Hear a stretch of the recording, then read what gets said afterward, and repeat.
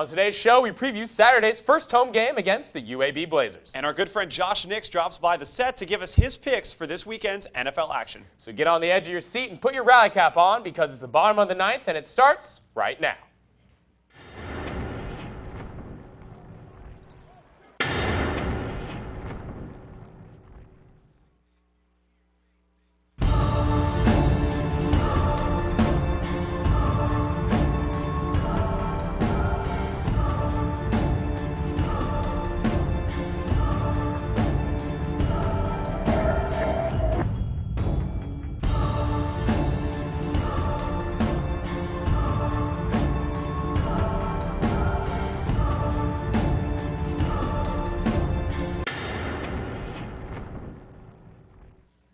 Welcome to this semester's first edition of the Bottom of the Ninth. I'm Alex Cheney. And I'm Patrick Clay. Thanks for tuning in. For the next 15 minutes, we'll give you your LSU sports update and preview this weekend in LSU sports.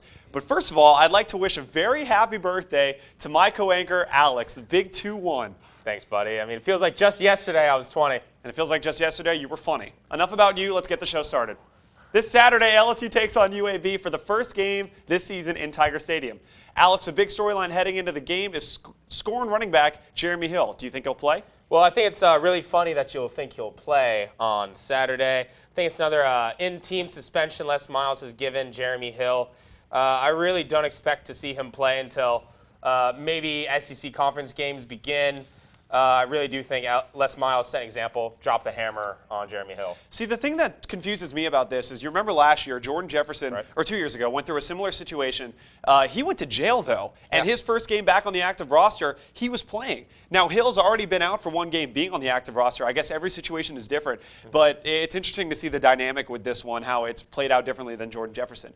But let's say Jeremy Hill does play. Okay. Alex, what do you think the student section's reaction will be, or the crowd in general? Well, I think from the students it'll be a positive reaction. Jeremy Hill, he's a student. He's one of us. You know, we've all made mistakes, but I mean, not all of us got it on film. Yeah, exactly. The adults may not be as kind.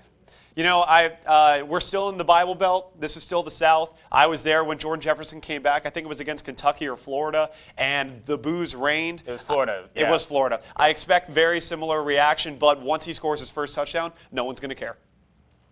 A lot of exciting things to talk about for this weekend's game. For more analysis, be sure to tune in to this semester's first edition of the Tiger TV Tailgate Show featuring this guy. What up? This Saturday at 4 p.m. You can catch us live from the top of Victory Hill right here on Campus Channel 75 or streaming at tigertv.tv. We'll discuss the game, bring you the sights and sounds of LSU tailgating, and talk with special guests Paul Maneri and Johnny Jones. It's going to be fun. Absolutely. Be sure to tune in.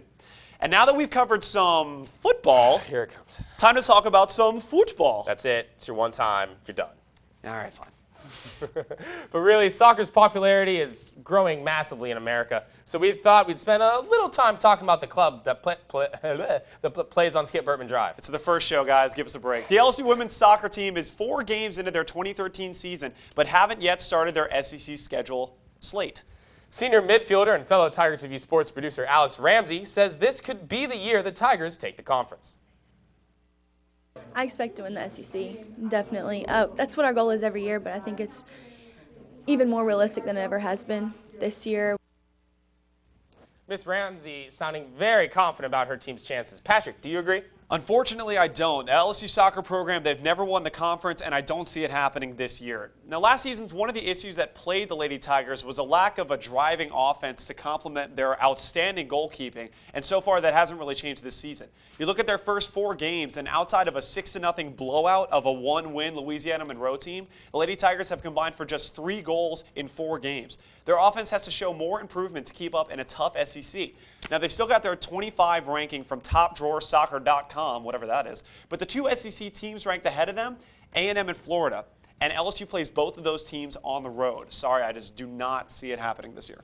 Patrick, I'm going to have to disagree with you because of one reason. One? Fernanda Pena.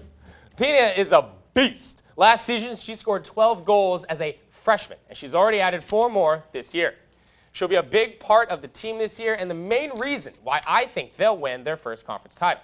Also, they have a tough road game coming up this weekend at the Minnesota Gold Classic. It should help them prepare for tough road environments such as Florida and A&M that you listed. They weren't quite ready to handle number 8 BYU just a few days ago.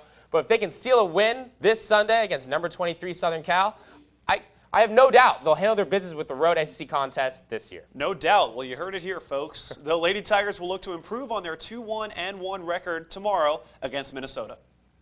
Coming up, Josh Nix is here to give us his Nix picks. You don't want to miss it. We'll be right back.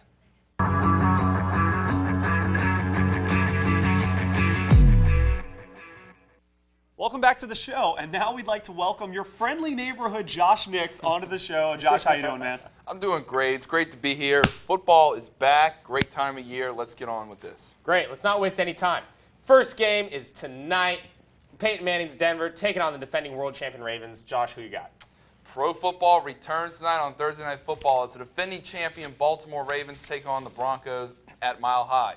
Many experts going into this year are very lukewarm on the Ravens despite being the defending champions because of losses of Hall of Famers Ray Lewis and Ed Reed. They also lost Anquan Bolden in free agency.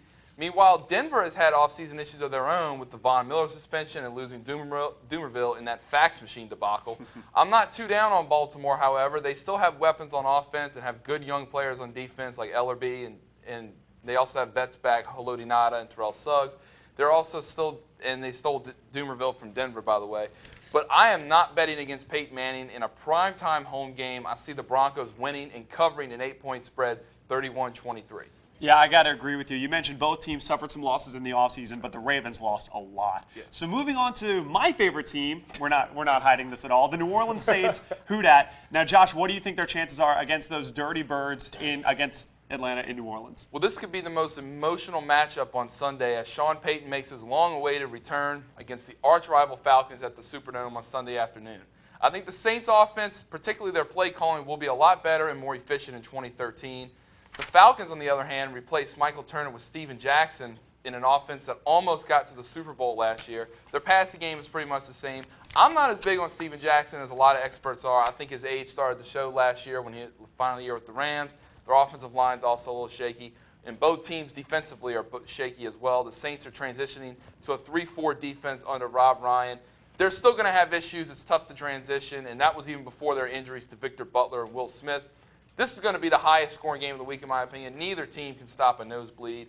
That Superdome crowd is going to be insane on Sunday with the return of Sean Payton, and that will make the difference in this game. I have the Saints in a shootout, 41-35 I over just Atlanta. don't agree with you, Josh. I big think shock. this could be the Falcons' year to win it all. I really do. The Saints just haven't done enough over the offseason on defense to really convince me that they're going to be any better than the absolute worst defense the NFL has ever seen. And the Falcons, I mean, they're a solid football team, but there's just going to be too much emotion. The Saints are going to be too pumped up. That Superdome crowd is unbelievable. Yeah, I've been in there, and I just think that's their game to win. It's a crazy environment.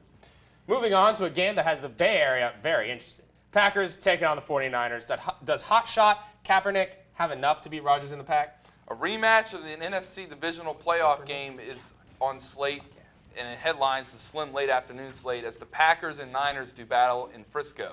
The defending NFC champions come in stacked as usual. I don't need to hype up their defense. They have 3 of the best 5 linebackers in football. Their secondary is solid. They're a little thin at wideout, though. That concerns me. Crabtree with the torn ACL. Mario Manningham also out with an injury, so they have nobody pretty much behind Anquan Bolden. Green Bay heads into 2013 with a shaky and unhealthy O-line and many question marks in the secondary. While some Green Bay fans believe Eddie Lacy will finally give them a running attack, I'm not sure he's going to get adequate enough blocking for that to happen. The Packers still have Rodgers, though, and they have a lot of weapons for him to throw to, so I think they'll be okay. That'll get them to around 10 wins at least just because of him alone. Last year, the 49ers beat Green Bay twice, once in Week 1 and then again in the playoffs. Although they may not dominate, I think they win and they cover the 5-point spread, 28-20 over Green Bay. All right, well, moving on to the final game, the Giants taking on the always overly obnoxiously hyped up Dallas Cowboys.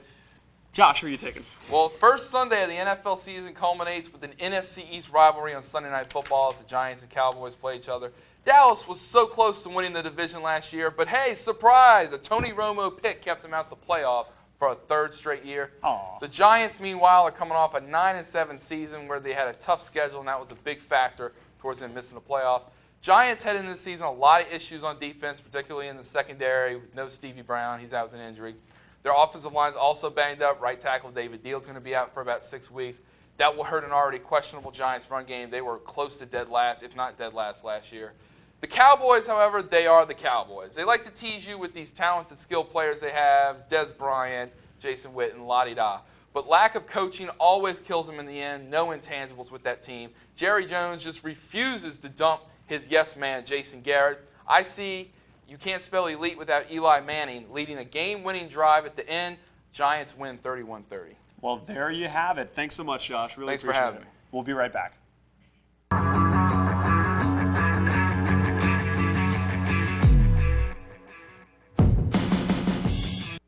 Welcome back to the show. Now, before we let you go, I just wanted to take the time to wish my good friend Alex here a happy birthday. Big 21. Yeah, I mean, I can finally get that six-pack of dreams.